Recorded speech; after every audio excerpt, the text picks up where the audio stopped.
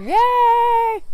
With my good friend Teresa Yes. Bradley. Thank you for Hi, being our everyone. Porchcast guest. So you all wondered what would happen when it got cold. Here we are. This is what happens. We are not giving up on the porch because it's way too much fun. That's right, and we got some hot lattes. Yes. So we are going to continue talking about change, and Teresa was the first person I thought of when I was working on my Bible bits and talking about transformation and this question, do people change? Because my friend here is a living example, and I would love her to share a little bit about her story and change and transformation. So yes, thank you for coming, Teresa. You're so welcome. Thank hope you for you're having warm me. A little bit. We'll get there. Woo, we're gonna make it quick. Yes. So yes, people can change. I'm a living witness that people can change, but not alone and not in the world, only with Christ. And my transformation happened about 6 years ago when I got a divorce. The Lord really broke me. He had to get inside my heart and clean it out and just heal me and restore me. It was a very painful time in my life, and I wanted to remain in that, but I was just a mess because I searched all over for that marriage to fix some wounds from parents that weren't around, and was very self-destructive in relationships, and drank a lot and hung out in places and with friends I shouldn't have. And that divorce led me closer to Christ, for Him to fill me and to understand that His love is enough, and that's what's important. He was so consistent and persistent and loving during that whole time, and just waiting for me to completely surrender. Right, right.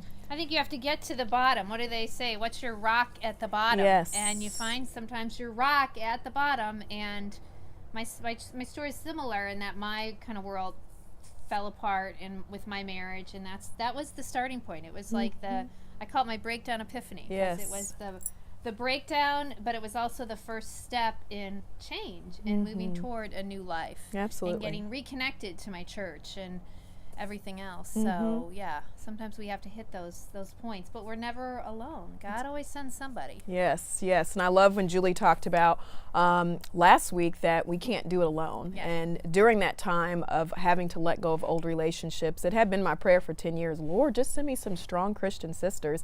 And Julie is one of those sisters that He sent to Traders Point Christian Church, and we met there. And Yeah, it was crazy how we met. Yes. It was really a God thing. Total God thing. Yes. And it's been, what, 3 years almost, maybe? At least. Yeah. Yes. Well, I met you, actually. I was helping out a little behind the scenes with some writing for the annual report at church, and Teresa was one of those people when I said, well, who are some good stories? And they said, oh, you have to be Teresa Bradley. So I interviewed her and wrote the story, and I was like, there's something about this woman. I really just felt a connection. And then it was when we opened our North Campus that you showed up at the coffee table. I'm like, wait a second. And then we've co-led together groups, and our friendship has just taken off. But I do believe that God will put people right in front of you to help you. The question is always, will you see it, and will you accept it? Absolutely. Because I, for a long time, was kind of treading it alone. You know, I like to do it alone, and I can do this, but I couldn't. I couldn't.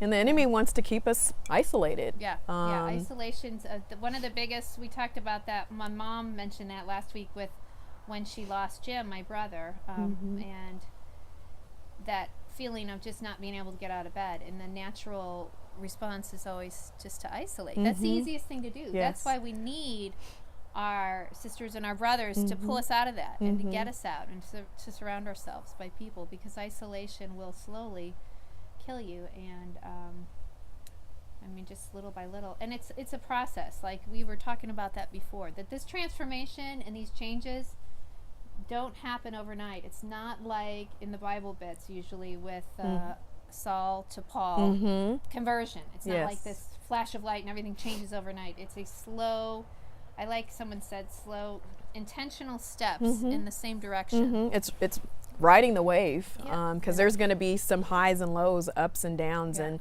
after my marriage, I came to Christ, but then I still wanted to have my own plan, and got back in some bad relationships, and the Lord was still just there for me, and like, I guess you haven't learned that lesson. Yeah. So I'm gonna have to shut that door, and you're gonna have to hit your head again. But every time I came back to him, he just never left. He's so faithful and sovereign. And it's intentionality as well. I had to be intentional to study and to go to church and to find groups, absolutely, and have an intimacy with Christ, Yes. a love for him. Do you think there was a turning point where or was it was more of a slow progression? Yes. Just step by step. Yes, and I had to realize still in that time of transformation, I was trying to be perfect because I'm type A. Maybe Julie knows something about being type A. I think you guys heard about that. Is that it's not about my perfection, and I'm still going to make mistakes. So just having some self-compassion and grace for yourself that you're not going to get it right.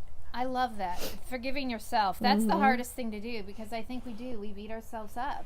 And maybe we set these expectations, I know I do, of, I want to, you want to change, and you want to, move closer to Christ in your relationship. And I've been like that, but then you fall back, and then you beat yourself up. Yes. And I do that a lot. It's like that diet that you're like, yes, I'm going to lose some weight, and I'm going to do this, and you never start, or you start, and the weekend you're like, I'm so exhausted because you burnt yourself out and your expectations were here. I'm an all-in. I do that a lot. So it's, I don't know, it's just a freedom now, because I'm not trying to be perfect. My expectations have changed. I wake up every day and I'm like, what are we doing today? Yes. It's like a wonder of, I just know that God is with me and walking with me and ahead of me. But I feel like I really had to be broken before this whole new life the pruning started to arrive. I absolutely did. And at some points I thought I was doing pretty well, but I really, looking back now, it's like I didn't realize how much better, in church we talk a lot about the abundant life. The Bible talks about the abundant life, and I didn't realize. I think I was just kind of living in this frozen dinner. Yes. Yeah. Instead of the great banquet. Yes. I've written a story about that. I remember that I didn't realize how wonderful it could be, because I was so used to kind of living in the muck. So, yeah. And I think the big key that you said is, once you realize where your identity is rooted in, is in Christ, there is a freedom and liberation that comes along with it, and peace. Jehovah Shalom is the greatest, because then you don't worry, and you just are able to surrender. And every day is not perfect, but you're like, okay, let me just be grounded, because I know who I'm rooted in. He's my refuge. He's my anchor, my cornerstone. Yeah, that's awesome. Well, one thing I have to tell you about Teresa, I call her Teresita because we went to Cancun last year, and that's what her for my birthday. Yes, in Cancun was. So, but I just admire you so much. Teresa is not only an addictions counselor in an ER environment, so she's getting a lot of intakes, emergency intakes. That and alone is very stressful. But she also works with sex trafficking and these mostly young women who have been trafficked, and trying to help them change their life. So you not only have lived it, now you're taking what you've learned and helping just not only model that with with your story of, there's new life, change is possible, but helping these young girls that are really in terrible situations find a new life. So we went down to get a glimpse. There was a prayer walk. It's called Ascent 121, where Teresa works, and it was incredible. And we went to these different areas. There was a story that we followed of a young girl and how this could happen, and how she could fall into this trafficking situation. And it was just so emotional and so sad. And without people like Teresa putting themselves on the front line, I just don't know what hope there would be for some of these girls. So thank you. You're welcome. I give all the glory and honor to the Lord. Yeah. Wow. Teresa. So anyway, feeling pretty good. Even though it's a me little too. cold. Winter is coming. Changes in the air. So thank you. You're so welcome. Before we go, we kind of do this little thing. And since the queen is not here. Oh, surprises.